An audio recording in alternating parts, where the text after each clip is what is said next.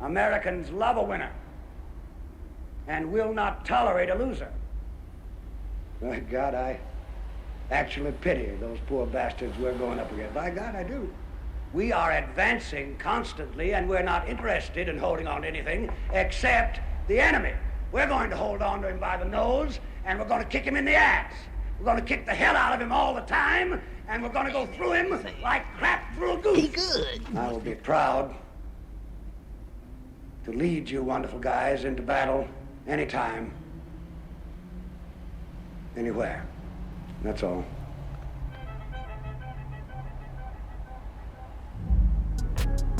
Yo, what's up, guys? This week we saw the reassertion of lethality and masculinity in the military when Pete Hegseth and Donald Trump assembled all of the generals in America, all of the flag officers, admirals in one room. This hasn't been done since Dwight Eisenhower in World War II.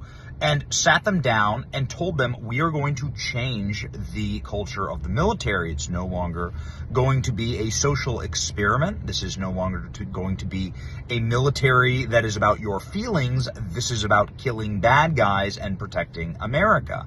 And this was roundly received very, very well by the internet and general bro culture and military culture people across the spectrum, saying that this is exactly what needs to happen. It's radical change, it's drastic change, and we needed it. The epicenter of the remasculinity of America is probably the Joe Rogan podcast. Whether that's a good thing or a bad thing, you argue it out in the comment section, but it is a thing, right? Where that is probably the most listened to piece of media for for man and men and women too in all of America. It's awesome. Joe Rogan endorsed Donald Trump, had him on the podcast, and so on. Joe Rogan had quite a bit to say about Pete Hegseth's speech to the generals, and I'm very happy to say it was extremely complimentary. Joe Rogan said that it was much needed, and that the military needed a swift kick in the ass. Here we go. They just called all the generals together. You seen that? Yeah, Hegseth did. But supposedly what they're doing is they want to get all the generals together and give them some sort of a moral and ethical mandate. Yeah. Like preparedness. This is what we want the military to be. No more beards and stuff. No more fucking politics and no more identity politics and bullshit. The most important thing is be ready. Yeah. Be ready, have the best, most capable military that's humanly possible given the resources that we have today. This is what our goal is. This is what our job is. And they needed to call everybody together to do that? Well, you saw what the fuck was going on over the last 4 years. Yeah. You got guys in dresses talking about how it's really important to have inclusiveness. It's the most important thing about the military is inclusivity. We had crazy people that were in charge of very important positions, including that guy that was stealing women's clothes. Yeah. That guy was in charge of like fucking nuclear waste, and he's running around stealing people's underwear. The panty raid. With lipstick and a bald head. Not just stealing, but he stole this one lady who was like a famous designer. It was a one-off dress, and then that's how he got busted. He wore it to some event, and the lady was like, "Hey, motherfucker, that's mine." Like, someone stole that shit from the airport, and that's how he got busted. Joe Rogan, of course, is right to talk about how the entire government became just a flipping, talking about Sam Brinton. Remember that guy, the non-binary guy? They kept stealing like women's luggage so he could wear their clothes. Like, extremely creepy.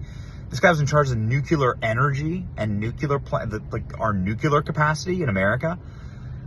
These are like unstable people, and we, clearly had to have a moment where you reset, and this was the moment. The moment happened this week with Pete Hegseth at Quantico talking to our generals.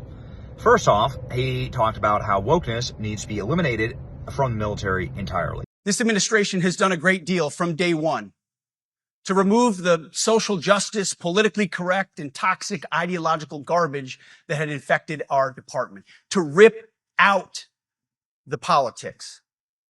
No more identity months, DEI offices, dudes in dresses. No more climate change worship. No more division, distraction, or gender delusions. No more debris. As I've said before, and will say again, we are done with that shit. Pete Hegseth moved on from there to talk about how generals who are fat need to get in shape so that they can lead their troops. Because if you have armchair generals, as they're called, right? The Chair Force One, it's not really inspiring to the troops. If the Secretary of War can do it, then so can the generals. Physical fitness and appearance. If the Secretary of War can do regular hard PT, so can every member of our joint force. Frankly, it's tiring to look out at combat formations or really any formation and see fat troops. Likewise, it's completely unacceptable to see fat generals and admirals in the halls of the Pentagon and leading commands around the country and the world. It's a bad look. It is bad, and it's not who we are. So whether you're an airborne ranger or a chairborne ranger, a brand new private or a 4-star general, you need to meet the height and weight standards and pass your PT test. And as the chairman said, yes, there is no PT test. But today, at my direction, every member of the joint force at every rank is required to take a PT test twice a year, as well as meet height and weight requirements twice a year, every year of service.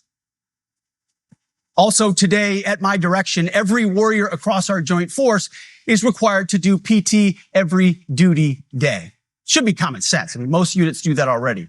And in a very final and touching note, Pete Hegseth talks about the future of the military and what he and Donald Trump are going to turn it into. Again, a proud fighting force without woke political activism and with a actual backbone in purpose for what America spends $1 trillion a year on, the single most lethal and dangerous military in the world. Hopefully, right? You hope. Here's the vision for the military from Hegseth. This is probably what Joe Rogan liked the very most. But if the words I'm speaking today are making your heart sink, then you should do the honorable thing and resign. We would thank you for your service. But I suspect, I know, the overwhelming majority of you feel the opposite. These words make your hearts full. You love the War Department because you love what you do, the profession of arms. You are hereby liberated to be an apolitical, hard-charging, no-nonsense, constitutional leader that you joined the military to be. We need you locked in on the M, not the D, the E, or the I, not the DEI or the DIE of dime. By that I mean the M, military, of the instruments of national power.